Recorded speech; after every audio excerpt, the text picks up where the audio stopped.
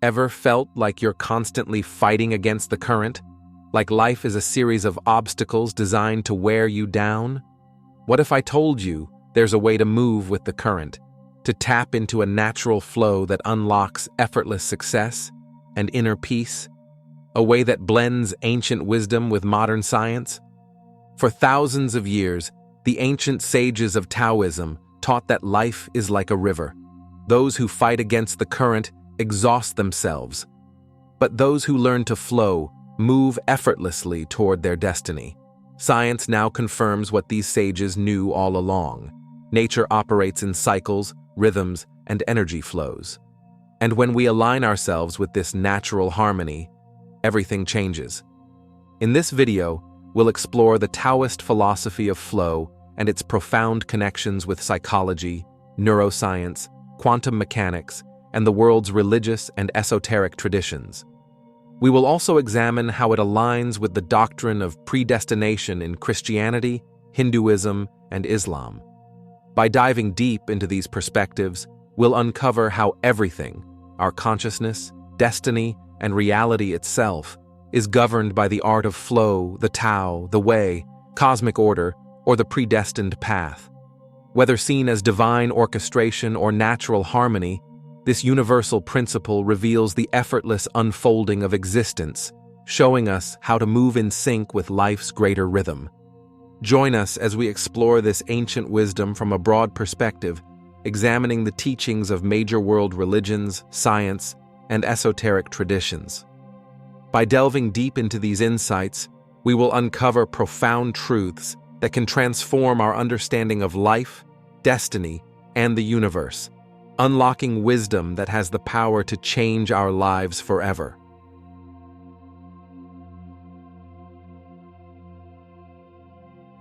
In our modern world, we are taught that success comes from relentless effort, meticulous control, and an iron grip over every aspect of our lives. We're told to hustle harder, plan every detail, and push against obstacles with sheer willpower. But despite all this effort, many people still feel exhausted, anxious, and out of sync with life itself. Why does it seem like the harder we try to control everything, the more things slip through our fingers? Why do we struggle so much to find peace, purpose, and fulfillment? It's as if life resists our attempts to mold it according to our desires, leaving us frustrated and drained. But what if the problem isn't that we aren't trying hard enough? What if the real issue is that we are trying too hard in the wrong way? What if the key to a fulfilling life isn't in forcing outcomes, but in learning to flow with life's natural rhythms, to stop swimming against the current and instead move effortlessly with the tides of existence? This is the wisdom of Taoism, a Chinese philosophy that teaches us to surrender to the organic movement of the universe, to embrace the path of least resistance, and to align ourselves with the unseen forces that guide all things. But this concept isn't exclusive to Taoism. Many spiritual traditions, esoteric teachings, and even modern science, from neuroscience, psychology, to quantum physics, suggest that when we align with life's natural flow, everything falls into place with greater ease. So how do we break free from the struggle? How do we stop forcing life and instead master the art of flow?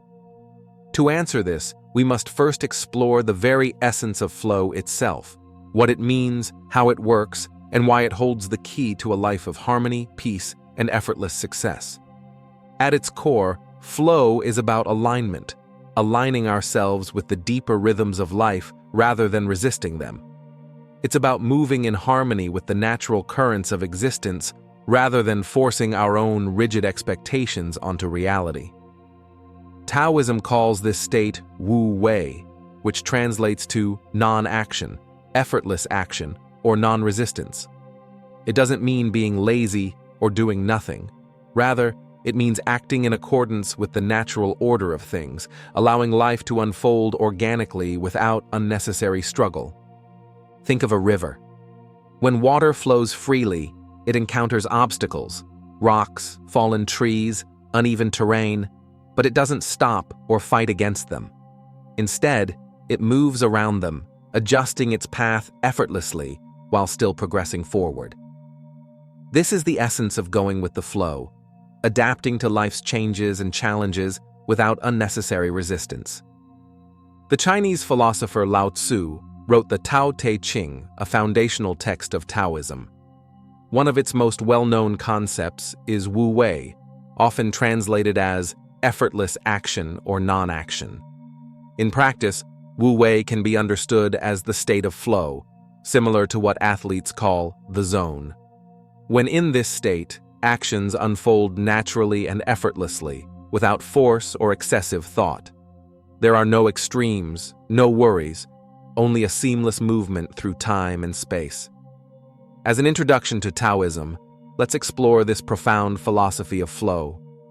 The Tao Te Ching is a mysterious work, with no clear consensus on its date of origin or even the existence of its author. However, its impact is undeniable, continuing to influence humanity to this day. In fact, it is the second most translated book in world literature after the Bible. At the heart of Taoist philosophy is the idea of living in harmony with the Tao, or the Way. But what exactly is the Tao? That question cannot truly be answered, as its nature transcends human perception. According to Lao Tzu, the very act of defining the Tao distorts its true essence, as captured in the famous opening lines. The Tao that can be spoken is not the eternal Tao. The name that can be named is not the eternal name. Taoist teachings repeatedly emphasize that the true Tao is an all-encompassing force beyond human comprehension and beyond the senses. Though we can never fully grasp its nature, the goal is to align our lives with it, an idea strikingly similar to the Stoic philosophy of living in harmony with nature. But how do we do this? Taoist literature does not prescribe a single method, but instead offers insights, cultivating stillness of mind, curbing desires, practicing humility, and letting go of excessive striving. Stillness, in this context, does not necessarily mean inactivity. Instead, Taoists suggest that a calm mind can exist alongside action. When we are fully present in the moment, our actions become fluid, effortless, and deeply focused, so much so that the experience itself can feel almost ecstatic. Bill Russell, one of the greatest basketball players of all time, was known not just for his defensive dominance and leadership, but also for his deep understanding of the game. In his autobiography, Second Wind, The Memoirs of an Opinionated Man, he describes an almost mystical experience on the court, a heightened state of awareness where the game seemed to slow down, allowing him to anticipate plays before they happened. Bill Russell writes, "It was almost as if we were playing in slow motion. During those spells, I could almost sense how the next play would develop and where the next shot would be taken. Even before the other team brought the ball inbounds, I could feel it so keenly that I'd want to shout to my teammates, 'It's coming there!' Except that I knew everything would change if I did. My premonitions would be consistently correct, and I always felt then that I not only knew all the Celtics by heart, but also all the opposing players, and that they all knew me." End quote. This description aligns with the flow state, a concept in psychology where a person becomes fully immersed in an activity, losing self-consciousness and performing with incredible efficiency and intuition. Athletes often describe this as being in the zone, where their actions feel effortless, their perception sharpens, and time seems to stretch or contract. Russell's words also resemble the Taoist philosophy of Wu Wei, or effortless action, where a person moves in perfect harmony with their surroundings without force or hesitation. His ability to predict plays suggests a level of mastery where conscious effort fades and instinct takes over. This phenomenon isn't exclusive to sports. It appears in music, martial arts, and even everyday life when a person is so deeply engaged in an activity that it feels almost supernatural. Russell's experience offers a glimpse into the peak of human performance, a state where mind, body, and environment become one. The Taoist work, Zhuangzi, contains a story about a cook named Ting who engages in his work while in a state of flow. Cook Ting was a butcher in the service of Lord Wenhui. One day, as he skillfully carved an ox, his movements were so fluid and effortless that it mesmerized his master. Lord Wenhui, amazed by his skill, asked how he had achieved such mastery. Cook Ting replied, "At the beginning, when I first started butchering, all I could see was the whole ox. After 3 years of practice, I no longer saw the ox as a whole, but focused on its individual parts. Now I do not look with my eyes, but with my spirit. I move with the natural structure of the ox, allowing my blade to find the spaces between the joints. I do not cut through bone or tendons. Instead, I follow the natural lines. Because of this, my knife has lasted for 19 years and is still as sharp as ever." End quote. Lord Wenhui was deeply impressed and said, "This is the way of Tao." Cook Ting's story is a powerful metaphor for living in harmony with the Tao. Rather than forcing our way through life, we should move with the flow, finding the empty spaces where effort becomes unnecessary and mastery unfolds naturally. An essential part of this story is the condition of the knife that Cook Ting uses. He stated that good cooks change their knives every year because they cut, and mediocre cooks change their knives every month because they hack. Cook Ting, however, was using the same knife for 19 years because he used it with precision and harmony. This concept aligns with the power of gentleness in Taoism. Forcing things might get results, but it drains energy and causes unnecessary harm. Instead, acting skillfully, knowing when to intervene and when to step back, allows for efficiency and balance. Flowing with the natural course of events reduces resistance, much like following the middle path between anxiety and boredom. Western culture often emphasizes hard work, ambition, and control, yet many suffer from depression, anxiety disorders, and sleep disorders. Are we burning ourselves out? We tend to mistake passivity for laziness, ignoring that nature operates effortlessly. When we look at nature, doing nothing makes way more sense than we tend to think. Results do not equal the amount of energy we spend. Results are the consequence of a series of actions. Success isn't always about exertion. Many outcomes unfold naturally without excessive intervention. Taoism compares life to a river. The river already has a course, or several courses, and once we find ourselves in that river, we can swim against the current, we can hold on to a branch, or we can let go and go along with the stream. Most of our lives we swim against the current, and we don't even realize it. Our mind believes that it can and should control the environment in order to survive, which is kind of egocentric because the vast majority of processes within as well as outside ourselves are not in our control.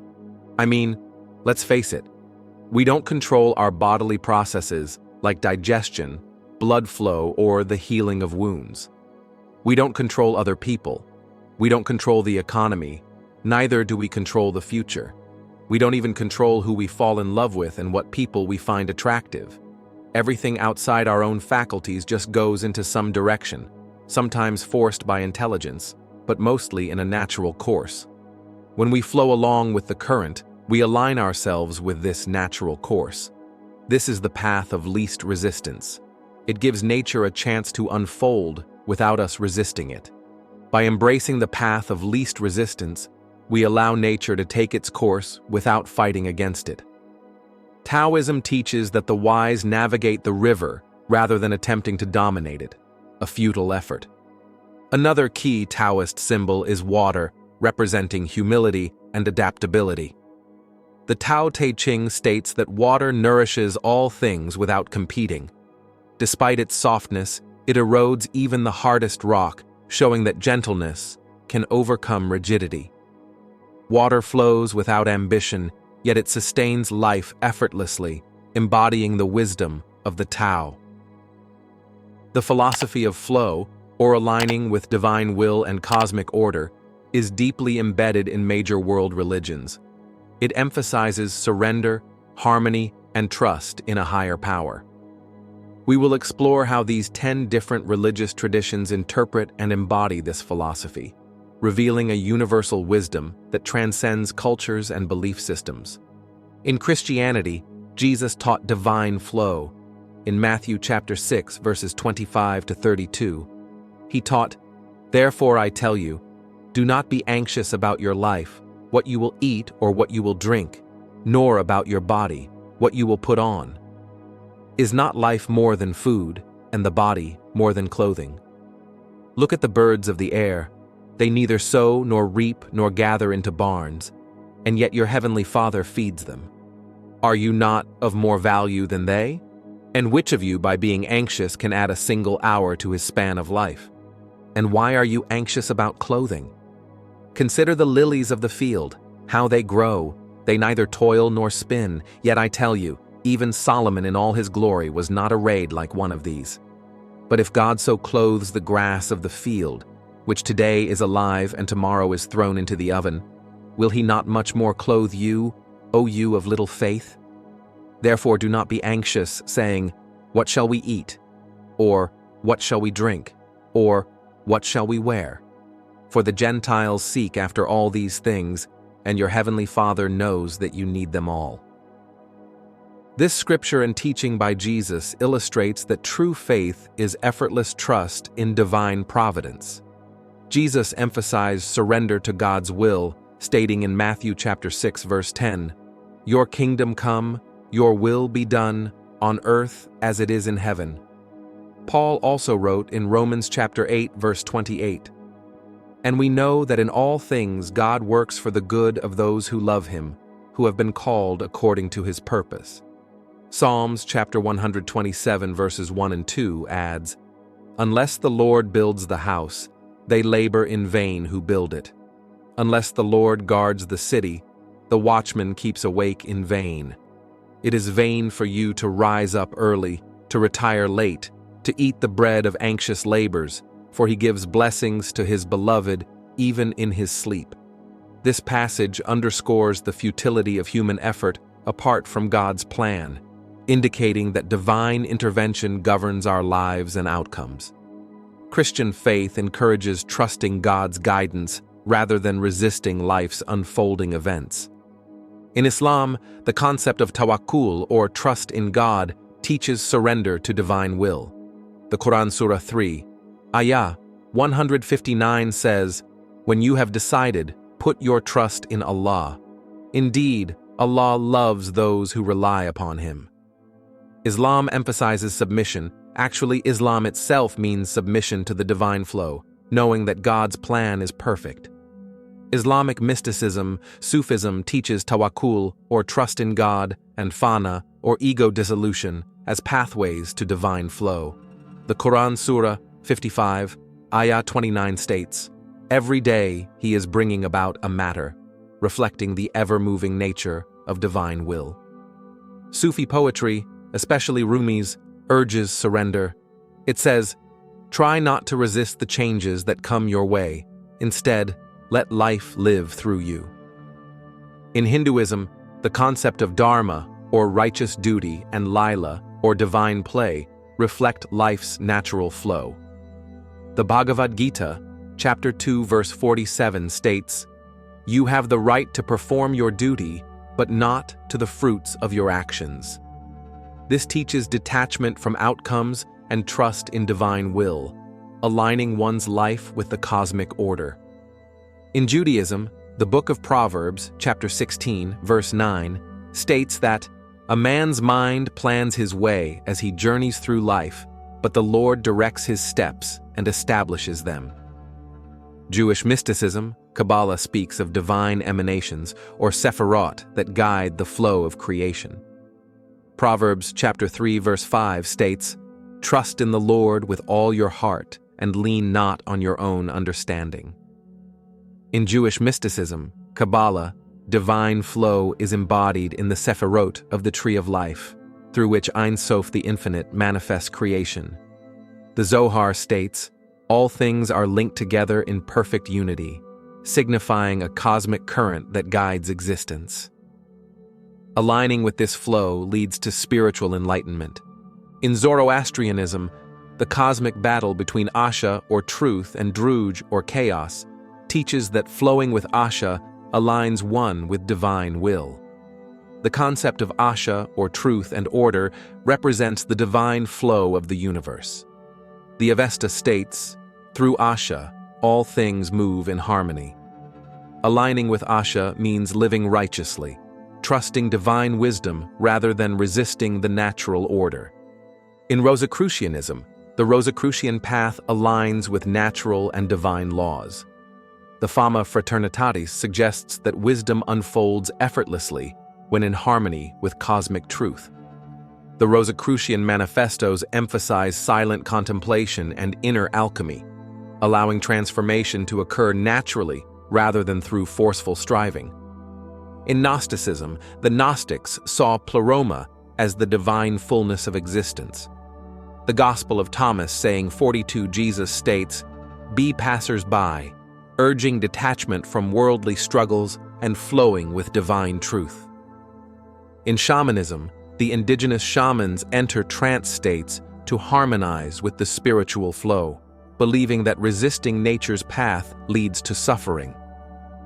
In Kundalini Yoga, Kundalini energy is described as a serpent rising effortlessly when the mind is still. The Upanishads state, "As the rivers flow into the sea, so the self merges with the infinite." In Hermeticism, the Kybalion teaches the principle of rhythm, which states, "Everything flows, out and in, all things rise and fall." Recognizing and moving with these rhythms aligns one with universal order rather than resisting it. As you have observed, each tradition emphasizes harmony with divine flow, understanding that wisdom, transformation, and spiritual elevation arise naturally when one aligns with cosmic truth rather than struggling against it. Beyond the spiritual teachings of world religions and esoteric traditions, science, through empirical inquiry in various disciplines, has uncovered profound insights into the concept of flow. From psychology and neuroscience to quantum physics and biology, research reveals how flow enhances performance, creativity, and well-being. Understanding these principles allows us to apply them in daily life, achieving greater harmony, efficiency, and fulfillment in our pursuits. The concept of flow, a state of effortless action and deep immersion, has been extensively studied in psychology, neuroscience, and quantum mechanics. In psychology, Mihaly Csikszentmihalyi popularized the idea of flow, describing it as a mental state where individuals experience complete focus, heightened creativity, and intrinsic motivation. Flow occurs when challenges align perfectly with one's skills, leading to optimal performance and deep enjoyment. Athletes, musicians, and artists often enter this state, feeling as though time slows down and actions happen effortlessly. Quantum mechanics offers a fascinating perspective on flow, suggesting that reality itself operates in a state of interconnectedness and probabilities. The principle of quantum coherence aligns with flow's effortless synchrony, where individuals feel in tune with the universe. Some theories propose that consciousness interacts with the quantum field, influencing outcomes in ways that resemble flow states. Neuroscience provides a biological basis for flow. Studies show that during flow states, the brain experiences transient hypofrontality, reducing self-consciousness and increasing efficiency. The prefrontal cortex, responsible for critical thinking and self-doubt, quiets down, while dopamine and endorphins flood the brain, enhancing pleasure and motivation. This neurochemical cocktail enables individuals to perform at their peak with minimal effort. Sustaining focus for an extended period induces a state of being in the zone, enabling individuals to achieve extraordinary feats. This happens because the conscious mind quiets down, allowing the subconscious and body's innate wisdom to take control. Muscle memory takes over, and the sense of personal effort diminishes. Cognitive science explains that the analytical conscious mind, often associated with the ego and self-awareness, is primarily located in the cerebral cortex, specifically in the prefrontal cortex, or PFC. This region, situated at the front of the frontal lobe, is responsible for higher cognitive functions, The PFC evolved later in human development to help us navigate increasingly complex challenges in our environment. By temporarily deactivating this area during peak performance, the brain optimizes efficiency, leading to effortless action and heightened capabilities. Cognitive science classifies the prefrontal cortex's analytical function as cold cognition, the aspect of the mind responsible for cognitive control. It enables us to exert effort, distinguish between options, and form judgments of right and wrong or good and bad based on personal experiences. In today's world, this cold cognitive function is overused from early education through adulthood, reinforcing the belief that constant effort leads to success. However, in reality, sustained effort often fails to yield desired results due to continuous distractions from external stimuli. The prefrontal cortex, which governs this analytical and active thinking, is highly energy demanding. If it is not supported by deeper, more primal brain regions linked to the unconscious mind, it can lead to mental fatigue and inefficiency. Balancing cognitive effort with the natural wisdom of the unconscious mind is essential for achieving optimal focus and performance. In cognitive science, the unconscious functions of the brain are referred to as hot cognition, or System 1. This aspect of the mind operates automatically, spontaneously, and effortlessly, often driven by emotions. Unlike the analytical functions of the prefrontal cortex, hot cognition is linked to the brain's more primitive regions, which developed earlier in evolution and are associated with unconscious processes. Hot cognition enables quick, instinctive reactions, such as turning our heads when we see something visually striking, like an attractive person. However, it can also lead to impulsive behaviors, such as unconsciously reaching for a piece of chocolate cake. This tendency stems from evolutionary survival mechanisms, where seeking out sugar provided quick energy. While hot cognition enhances efficiency and responsiveness, it can sometimes work against conscious decision-making, making self-awareness and balance essential for optimal functioning. Hot cognition has the potential to generate incredible, spontaneous outcomes, shaping both the mind and the universe in remarkable ways. However, it can also lead to unhealthy habits, such as overindulging in sugar due to constant temptation. This is where cold cognition becomes essential, providing discernment and self-regulation for overall well-being. The positive side of hot cognition enables athletes to perform extraordinary feats without conscious effort and allows musicians to play their instruments instinctively, without deliberate thought. It is this automatic, unconscious flow that drives peak performance and creativity, making seemingly miraculous achievements possible. Artists, whether painters, writers, musicians, gardeners, or athletes, tap into the unconscious wisdom of the universe through hot cognition. This innate flow emerges when cold cognition, housed in the prefrontal cortex and responsible for our sense of self and personality, momentarily quiets, allowing effortless creativity to surface. However, we often perceive ourselves as separate from our bodies, as if an observing I exists within the mind. Many philosophies and religious traditions reinforce this dualistic perspective.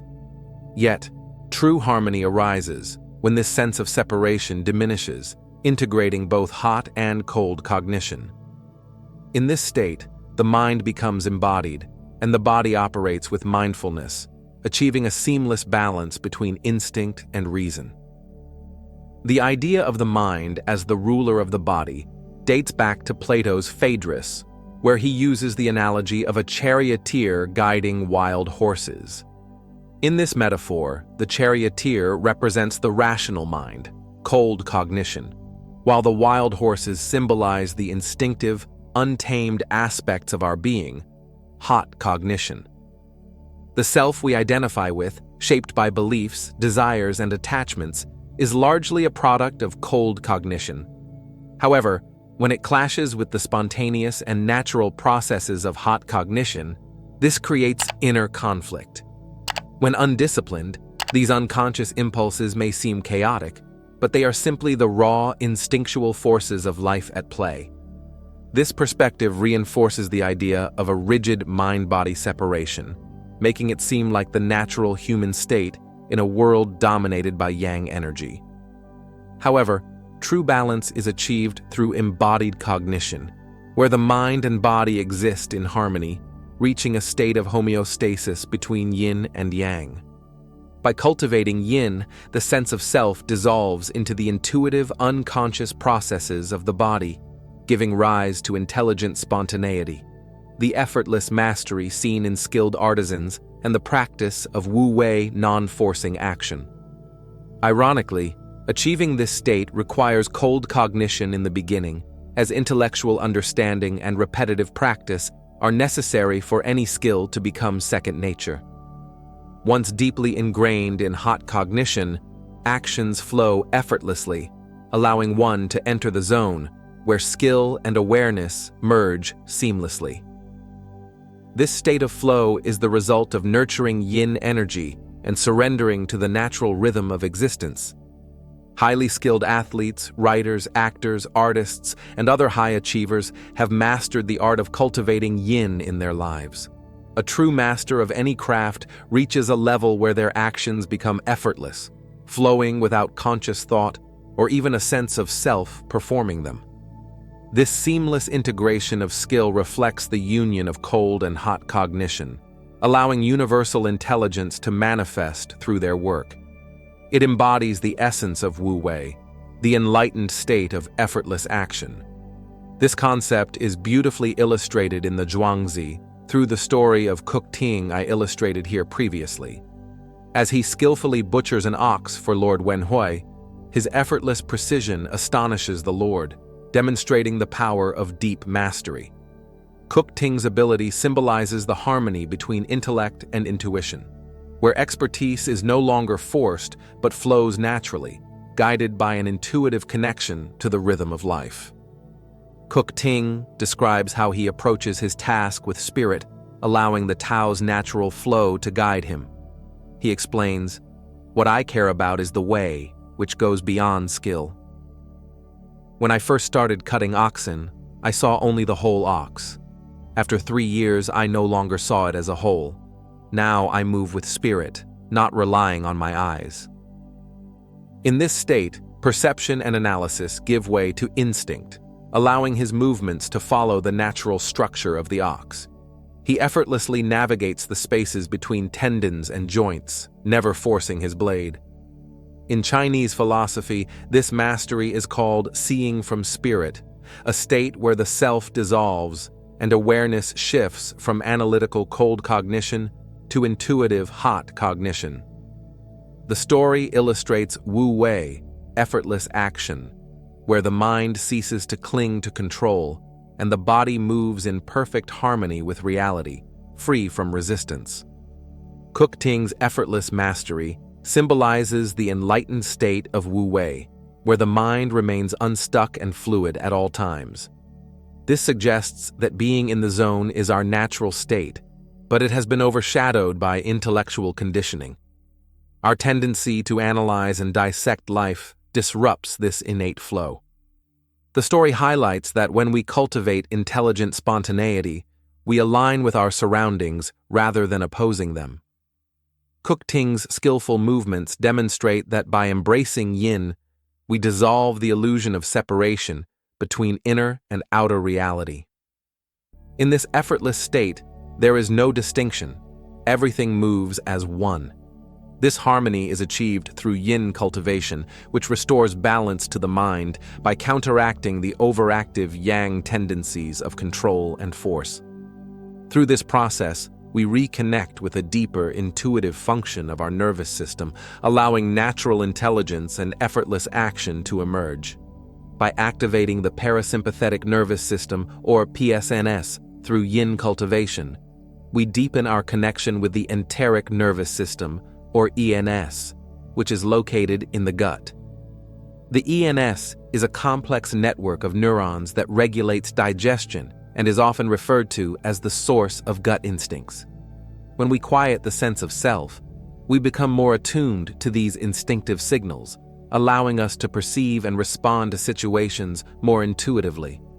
This heightened awareness enables us to act with spontaneous precision, almost as if anticipating the future. In reality, this occurs because the ENS operates without interference from the prefrontal cortex, aligning seamlessly with the environment, just as Cook Ting demonstrated in his Effortless mastery. Activating the enteric nervous system restores our innate spontaneity by clearing away the mental clutter of excessive analysis. Through yin cultivation, our gut instincts become harmonized with our surroundings, allowing us to respond naturally and effortlessly. This state reflects mental authenticity and a pure heart. Lao Tzu's wisdom of embracing yin while using yang sparingly aligns us with the Tao, integrating our being with the universe. When this happens, the universe and our existence become one, and its beauty unfolds through our purified perception. In this state of intelligent spontaneity, our consciousness fosters universal harmony, bringing balance and flow to the world. As you've seen, the philosophy of flow is deeply woven into science, world religions, and esoteric traditions. Now let's go deeper into the Christian Bible to explore predestination, cosmic order, and the divine rhythm governing all things. Through the power of God, the Creator, everything was set in motion before the foundation of the universe. The flow state is possible because we're living out a divine script, written by God in eternity, guiding our lives with purpose, order, and perfect timing. The doctrine of predestination, found across many religious traditions, reveals the cosmic order of the universe, the divine script that governs all existence. Everything, from the grandest celestial movements to the smallest human experience, unfolds according to a preordained plan crafted by God before the beginning of time. It is the divine script that governs existence, influencing the natural course of life and aligning with what some call the flow state. This is the essence of the Tao or the Way, an eternal path upon which all things move according to divine will.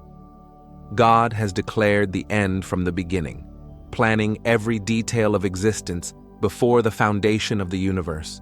Every moment, every joy and sorrow, every triumph and tragedy, every blessing and every misfortune, all are divinely orchestrated. In Isaiah chapter 46 verse 10, God states, "Only I can tell you the future before it even happens. Everything I plan will come to pass, for I do whatever I wish." End quote. Life is not a chaotic sequence of random events, but a grand design, intricately woven by the hands of the divine. The reason prophecies from thousands of years ago come to pass with such precision is because they are not mere predictions. They are revelations of what was already written.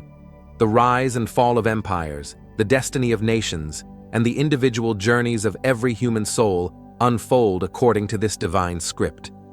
In Psalms chapter 139 verse 16, the psalmist writes, and I quote, "Your eyes could see me as an embryo, but in your book all my days were already written. My days had been shaped before any of them existed." End quote. Before we take our first breath, every step has been recorded. The world does not move in disorder, but in perfect synchronicity with God's will. This is why those who align themselves with the flow of the universe, who trust in the process, experience harmony. They do not struggle against the current, but move effortlessly with the Tao, allowing God's plan to manifest without resistance. In Psalms chapter 127 verses 1 and 2, it states, and I quote, "Unless the Lord builds the house, they labor in vain who build it. Unless the Lord guards the city, the watchman stays awake in vain. It is vain for you to rise early, to retire late, to eat the bread of anxious labors, for he gives blessings to his beloved even in his sleep." End quote. Human effort alone cannot override divine destiny. It is God who determines the course of events, not human will. Every action, every decision, Every so-called coincidence is already woven into the divine tapestry. While we may believe we are making choices freely, we are merely walking the path predetermined for us. In Proverbs chapter 16, verse 9, King Solomon writes, and I quote, "A man's mind plans his way as he journeys through life, but the Lord directs his steps and establishes them." End quote. From the beginning of time, our fates were sealed. Even before we were born, our destinies were written into the sacred blueprint of the cosmos. Every person's purpose, mission, and experiences are known to God before they come into existence. In Jeremiah chapter 1, verse 5, God tells Jeremiah, and I quote, "Before I formed you in the womb, I knew you and approved of you as my chosen instrument, and before you were born, I consecrated you to myself as my own. I have appointed you as a prophet to the nations." The idea of free will exists only within the boundaries of predestination. Even the thoughts we think and the desires we pursue are part of God's grand design. It is He who places within us the will to act according to His greater purpose.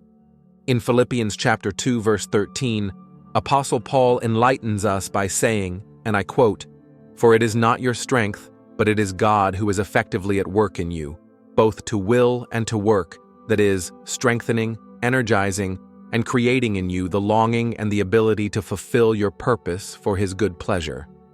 This truth, though profound, is also unsettling to many. If everything is predestined, does that mean God has chosen some for greatness and others for destruction? The scriptures are clear. It is not human desire or effort that determines destiny, but God's sovereign will. In Romans chapter 9, verses 13 to 18, it affirms predestination and God's divine providence. And I quote, "Just as it is written, Jacob I loved, but Esau I hated. What then shall we say? Is God unjust? Not at all. For he says to Moses, I will have mercy on whom I have mercy, and I will have compassion on whom I have compassion. It does not therefore depend on human desire or effort, but on God's mercy. Therefore God has mercy on whom He wants to have mercy, and He hardens whom He wants to harden." End quote. The world operates on a divine plan beyond human comprehension. Everything, light and darkness, joy and suffering, yin and yang, exists in perfect balance, all part of a greater cosmic order. To resist this truth is to struggle against the inevitable, to create unnecessary suffering. But to embrace it is to step into the flow state, allowing life to unfold as it was meant to.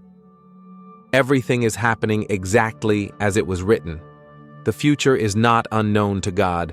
It is already completed in His sight. When we learn to trust the divine script, we no longer live in anxiety but in peace, knowing that everything is exactly as it should be. Another very important thing to understand is that God is the ultimate source of both good and evil in the world, as everything occurs according to His divine decree. God and Satan represent a unified whole that brings cosmic balance, similar to the yin and yang principle, where opposing forces are interconnected and interdependent. This concept is deeply embedded in divine sovereignty, demonstrating that God is in control of all events, whether favorable or adverse, good or evil. Several scriptures support this profound truth. In Exodus chapter 4, verse 21, it states, and I quote, "The Lord said to Moses, When you return to Egypt, see that you perform before Pharaoh all the wonders I have given you the power to do. But I will harden his heart, so that he will not let the people go." Here, God Himself declares that He will harden Pharaoh's heart, ensuring that Pharaoh resists letting the Israelites go. This shows that even opposition to God's will is still under His control. It was not Satan who made Pharaoh stubborn, it was God's own decree. This proves that both resistance and submission to God's will serve His divine purpose. In Isaiah chapter 45, verse 7, God makes it clear and tells us, and I quote, "I form the light and create darkness. I make peace and create evil. I, the Lord, do all these things." This verse explicitly states that God is the creator of both light and darkness, peace and evil.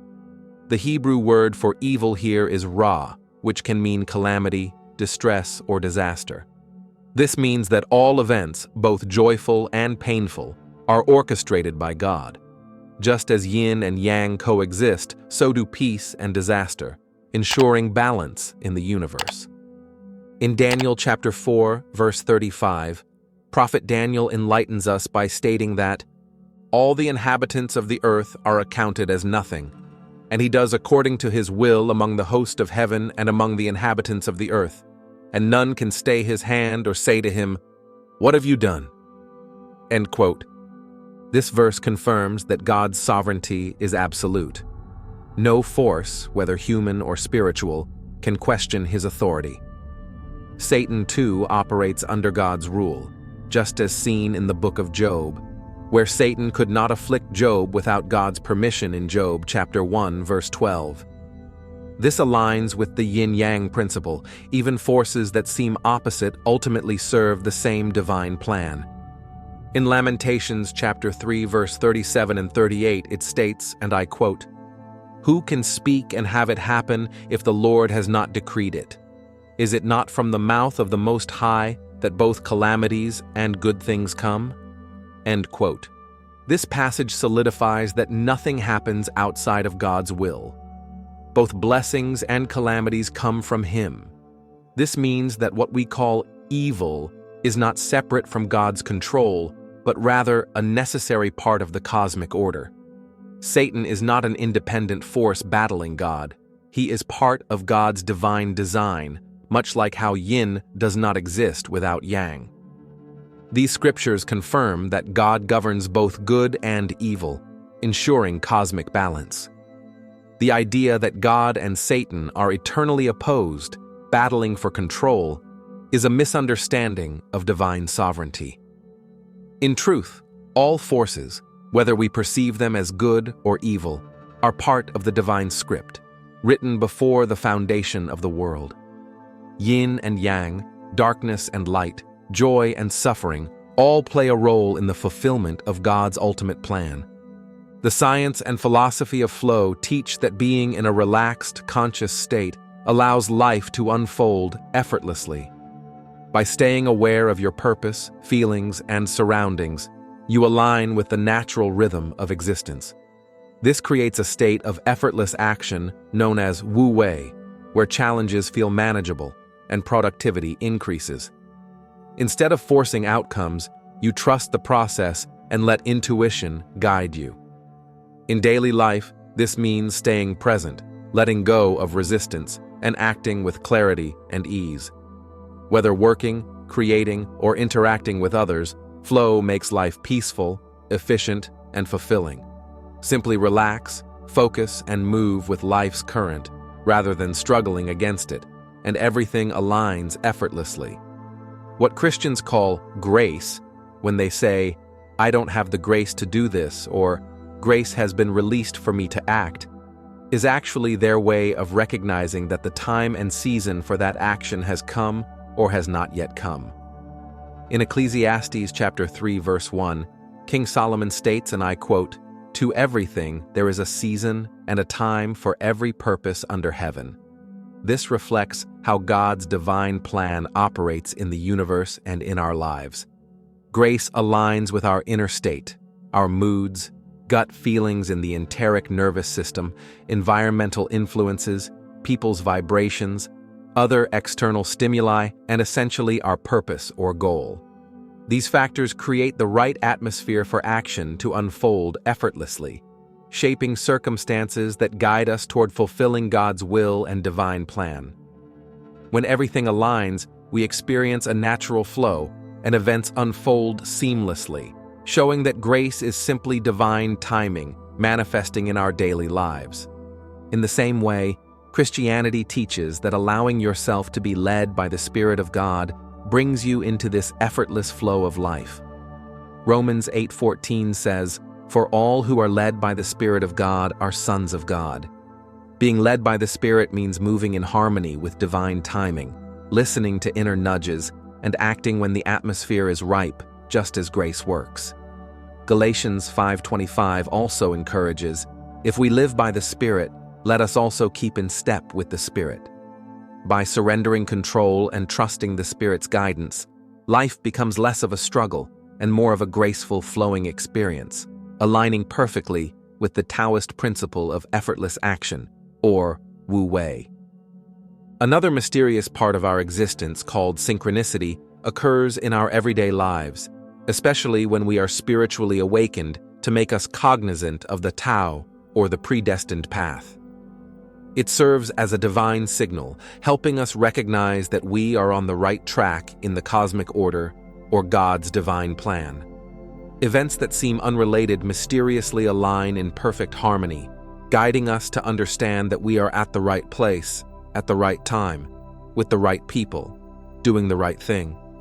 For example, you may find yourself thinking about something, and simultaneously people on TV, in the neighborhood, or nearby start talking about the same subject, often using the very same words you were just thinking in your mind.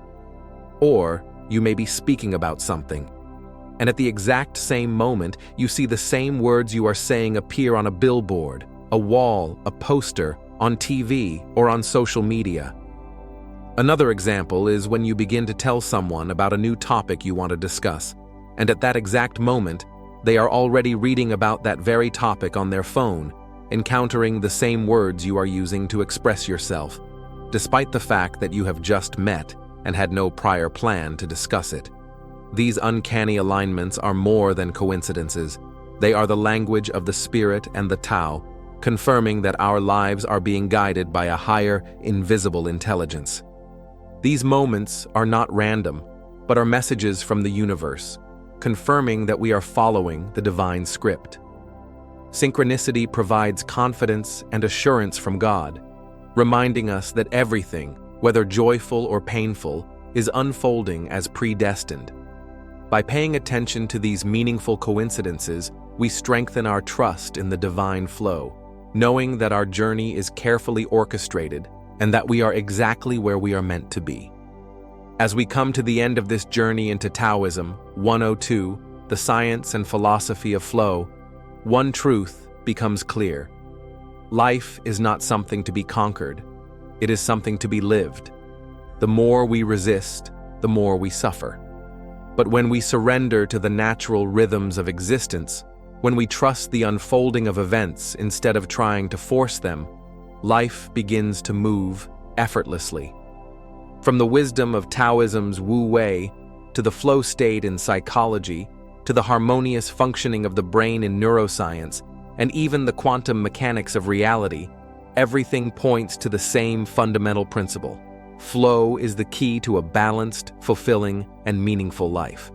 So ask yourself, what areas of your life are you forcing instead of flowing? How often do you resist change instead of adapting to it?